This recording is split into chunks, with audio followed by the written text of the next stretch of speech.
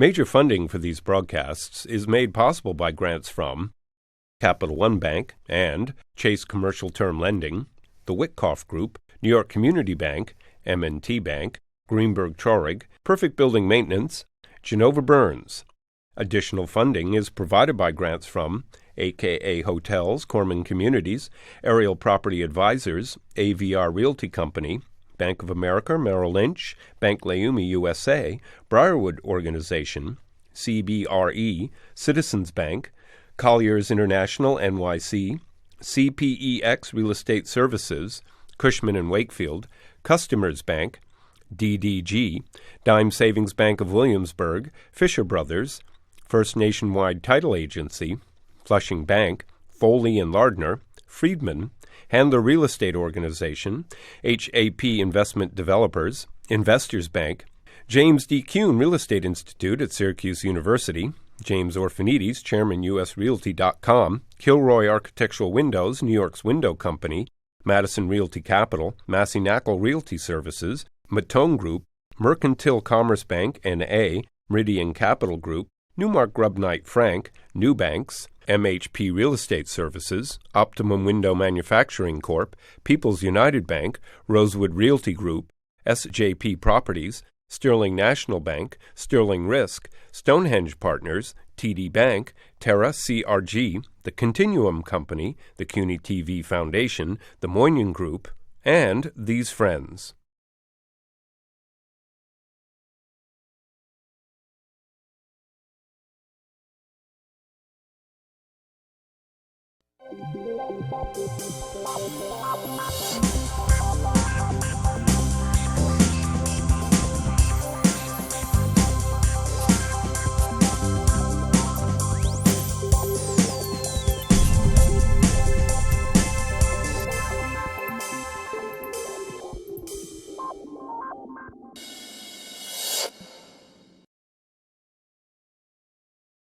We started the year with treasuries down to close to 1.7. They're up at 2.1.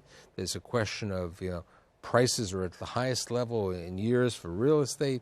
I'm not an economist. Either are my guests. But they're prominent bankers, and I'm asking them today their views of where the world is. What do they see? Especially since, you're a banker and you have a responsibility to be prudent and frugal in certain ways, and to see where they should put their money. My guests, who include Kevin Cummings, who's the president and CEO of Investors Bank, Pat Burns, who's the executive vice president of the Citizens Bank, and last but definitely not least, Rick Lyons, who's the executive vice president of Capital One Bank. To really, how do you look at the market? I mean, it's been really frothy the last year. Rick? It has been, Michael, and the interesting thing is our growth has reflected that. So we have grown much less in 14 than we did in previous years. And I think there's still great opportunities out there. We're looking at doing a number of things in 15, but we're certainly staying within our comfort level. And if the market drifts, I think you hit the nail on the head. It's pricing right now. Fundamentals in the marketplace seem very good. The renter market is besides the affordability issue, is a very good one. Right, and you had a great study that you came out with a Furman Institute, talking about the affordability problem, which is over there. Which I think also leads to the value issue, where you have values at an all-time high, and I'm not sure there's much room for rent growth, given just affordability. How much can someone pay for a 1,000-foot apartment in New York? But that relates, the majority of the business, even though they do business around the Northeast, is investors, is New Jersey. They're Short Hills based, and you're over there. You really get value on multifamily in New Jersey. If you look at the difference in rents in Jersey City as compared to Manhattan, as compared to Brooklyn, even today in Queens, it's a big difference. Well, the Brooklyn-Manhattan market is off the charts. And Jersey City's a nice alternative, but all the transit centers, going out the train lines, the transit development has been pretty hot, and it's been you have to pick your spots, singles and doubles, and picking the right developer, the right sponsorship. Now, how do citizens, because you handle the entire Northeast over here, how do you see this market, even the Boston market going further up? We see the same thing. Boston is going through unparalleled growth in terms of rents. The demand still seems to be there, as it is in New York, but you're getting to a point as to where does it stop. I think you get like New Jersey down here, you get a better value in the suburbs. South Boston's doing fairly well, as is East Boston. But as you move in closer, the rents are much higher than we've ever seen in Boston. So I think we're going through a similar dynamic there, as well as down here. I think Kevin brought up an interesting thing, which I've discussed quite often over the last couple of years, the discussion on transit-oriented development. Things that are near a train. Something that doesn't have to be a real train, it could be a light rail, like we see in New Jersey over there. The light rail, that convenience or something. I just came back from a wedding in San Diego, and I noticed the light rail, even in San Diego, going over there. The trolley or something like that. That's really looking at it. I mean, have you financed properties on transit-oriented? We have, whether it be in New Jersey, we're seeing those opportunities in the D.C., Virginia marketplace, as well as Philadelphia.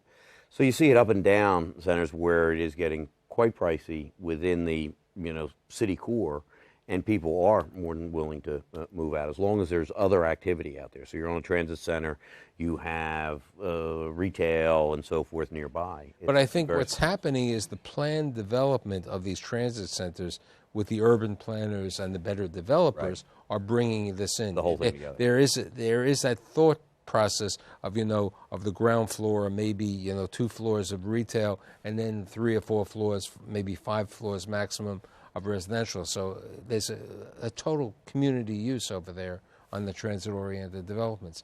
An area that we briefly brought up prior in the green room was the hospitality market. The interesting thing is, New York City saw the highest occupancy number of visitors last year, went up from 55.5 to 63.3, a substantial amount of visitors. And while there's an inordinate amount of hotels being built all around, okay? I'm not worried about Manhattan hotels. I'm a little worried about the suburban hotels. There's a study that in Jamaica, which, you have the train, but you really don't have much else over there. Jamaica, they're building 1,000 rooms. So how do you look at the hospitality market today? I know you have some good clients and friends who've been on the show with you in the past. It's a tough loan. I mean, usually the second or third, sponsor gets to do it right. And we've looked at a couple deals in some of the urban markets in Jersey City and Newark and passed on them, just because they're tough to underwrite and they're difficult. Everything's projections. Yeah, I agree. I think, other than the 24-hour city, everything else is kind of overflow space, and we've kind of gone through the same thing. I think it's hard to make those work long term. We've done the same thing. Looked at a number of suburban hotel opportunities. And what's interesting? New York City did not get the Democratic convention, and part of the reason was the fact that they said the hotels in Brooklyn are scattered around, and there weren't enough within there. If they would have thought of doing the convention in Manhattan, near Madison Square Garden, where you have the multitude of hotels, there probably would have been a better chance than allowing the city of brotherly love, where you live, to go winning the convention over there. So it has something to play. Yeah, it does. What happens every cycle is there are always new banks who come into town. And I'll give you an example. Both of you are like new banks, even though Investors has been around for, 100 Almost 90 years. 90 years. But before Kevin and his administration came into, they were a sleepy little bank, a savings bank, and they really didn't do things. But today, now, we have the Bank of the Ozarks is coming over here. And you hear maybe that U.S. Bank wants to buy somebody, or we look at it this way, that the Canadians just bought, are in the process of purchasing, CMB, over there.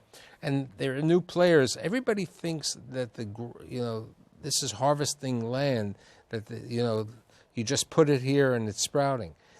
How do you see the competition? This is no different. You can look at every cycle. And if you go back just a few years, in 2005, 6, and 7, there were new banks coming in. There's new capital coming in.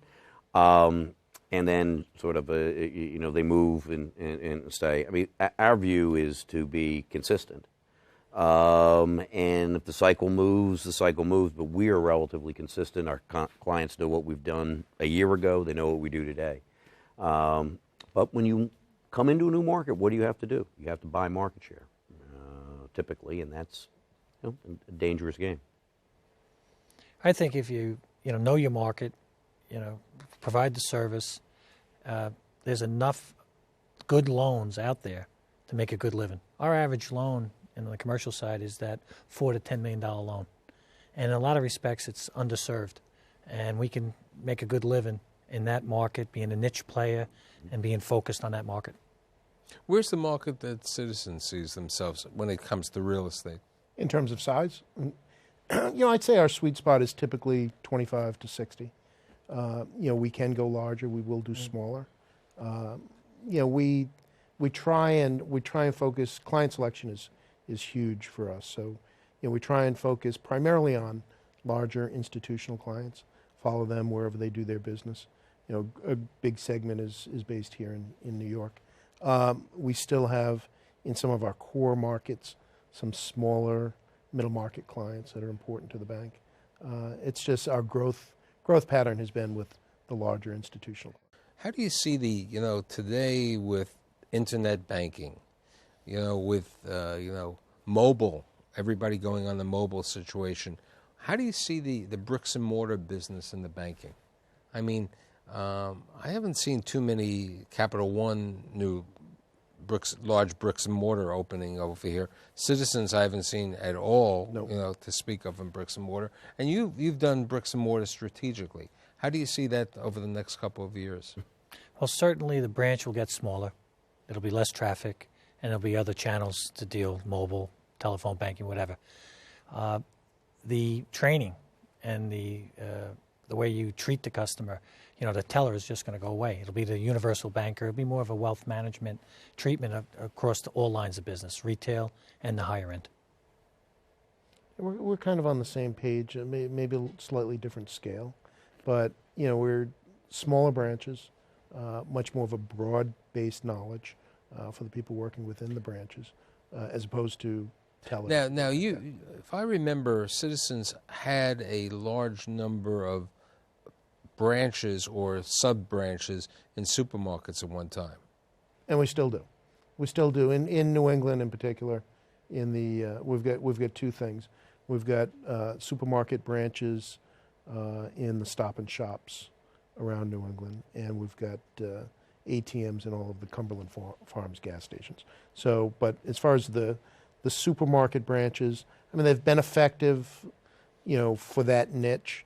It's not a big growth market for us, but it's, it gets us seen, gets us in front of the customer on a regular So it's a basis. means of branding. Right, In exactly. many cases. What about you? I think that's the real key. It's a means of branding. I agree with Kevin. I think the branch will get smaller. It will serve other things than cashing checks at the teller or going away. We're seeing, when we acquired ING, we got cafes and trying to make the branches in a cool area that can be more than simply. You have one in Manhattan. We have one. So. You have one in Manhattan. It's more of a mingling place. I mean, I think it is a big sort of a brand and being in high traffic areas. So I think that will continue to be one channel, along with all the other channels, digital being, I think, the game changer. There are a lot of young developers, and they're all trying to be the next Steve Ross, let's say, and the Steve Roth. But both of them, and both Steve and Steve are in their 70s, and so they've done a good job. Bruce Beal is a good person, Jeff Blau is a good person, but they're working for institutions. How do you make that decision on who's going to be the next good person that you and your lenders are going to lend to? somebody in their 30s or, somebody like that, who's just starting out, who may have been successful because the market is doing well over here, as opposed to, working hard over many years, that like our friend Jeff, who's been in the business for 20 years. How do you make that decision? It's a tough decision, I'd say. You ask me this every year, and it is a tough decision. There's some art to it. There's certainly looking at how they react and where their risk tolerance is. But it is tough, and who they partner with. Because I think a lot start with a partner and grow.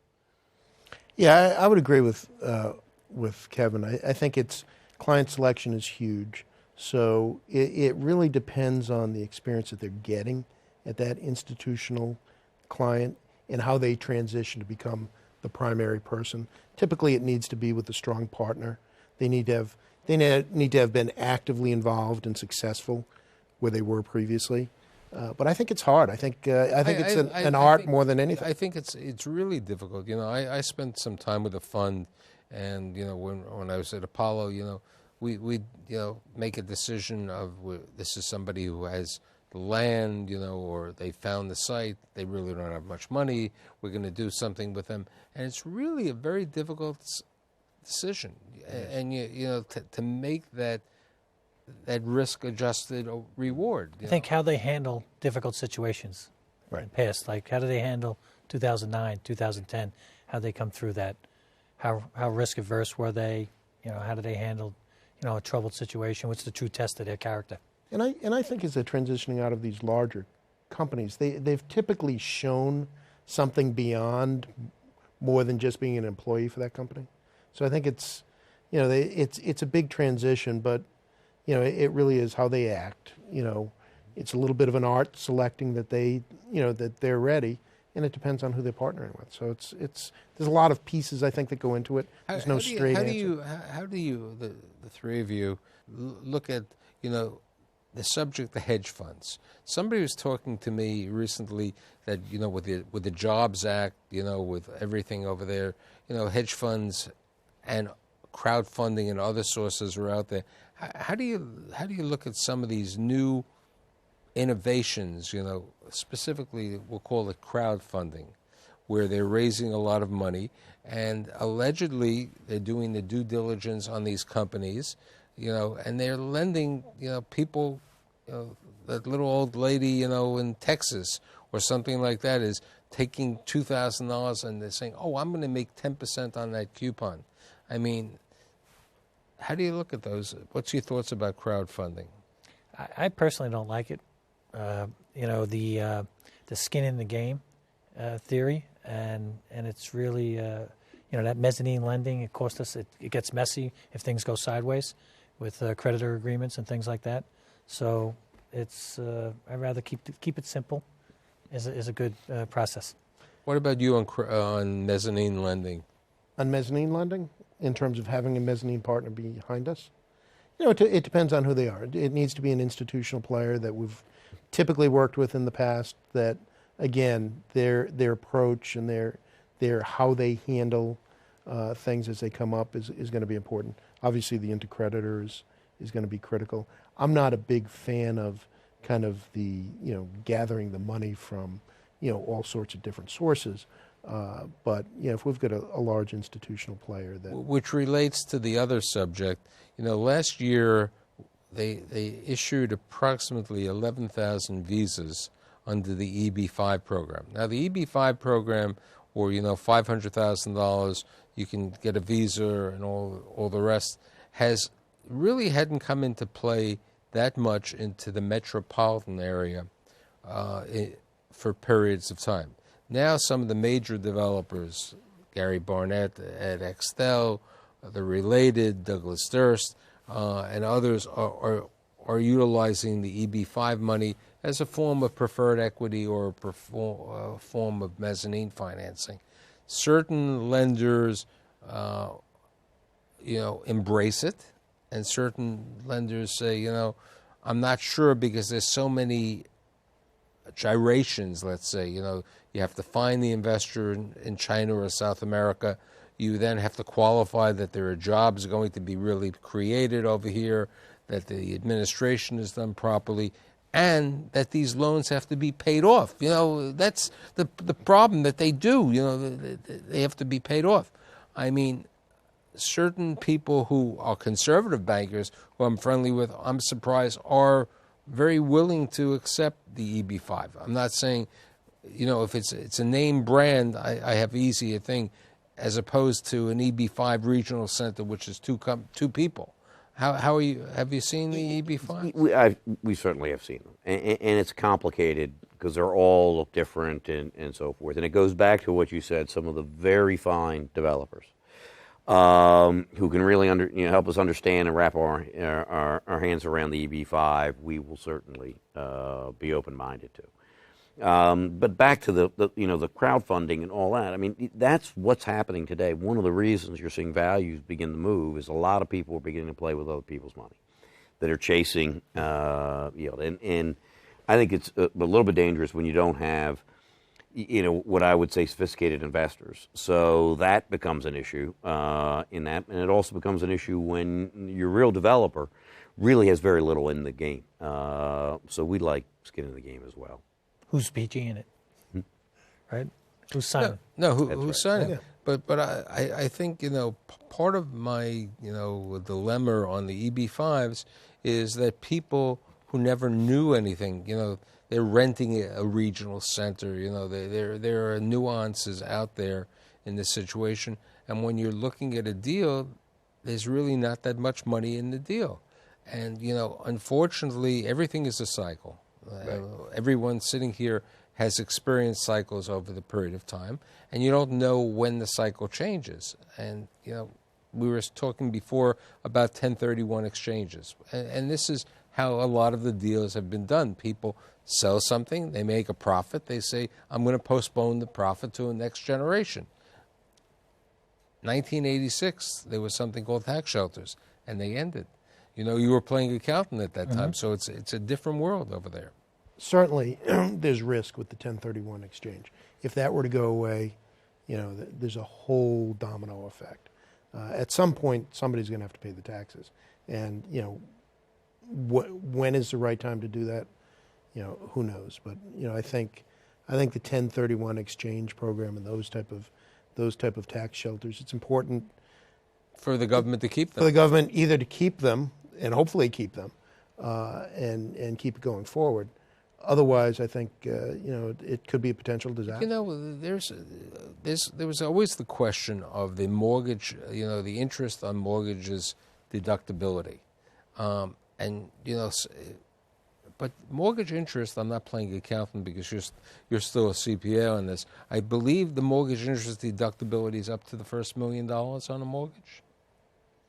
Yes, and then usually on the second mortgage, that's where that kicks in. So per individual. Right. Per individuals. Mm-hmm. So people, who are buying, and now it relates to my next question, people who are buying these luxury condos are not, they're not really financing that much over there. How do you see the condo market? Because as I walk through New York City, and this is the 5 boroughs, 4, okay? We haven't seen too much yet in the Bronx, but people are telling me that the Bronx, a lot of developers are planning developments over there.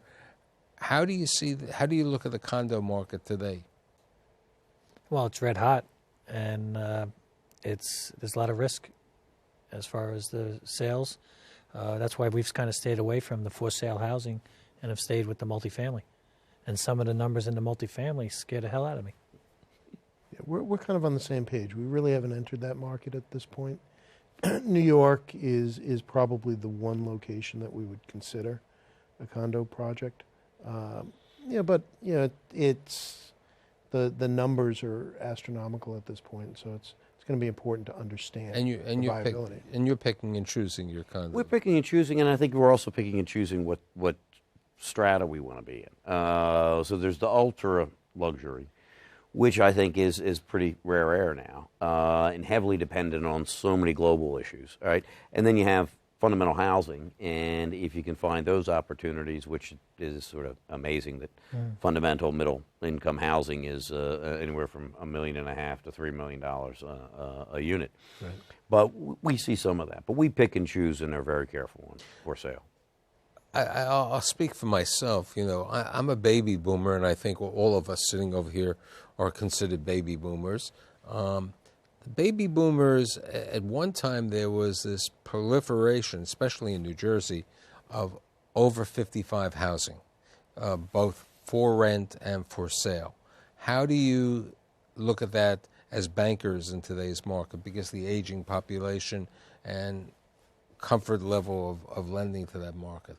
The towns love it because there's no kids in the school system, but it really restricts the developers' capabilities. And 2008, 2009, the for sale properties got killed. The townhouse, the 4,000 square foot. That's the only reason killed. they did them, was to get more density and get them approved by the different municipalities.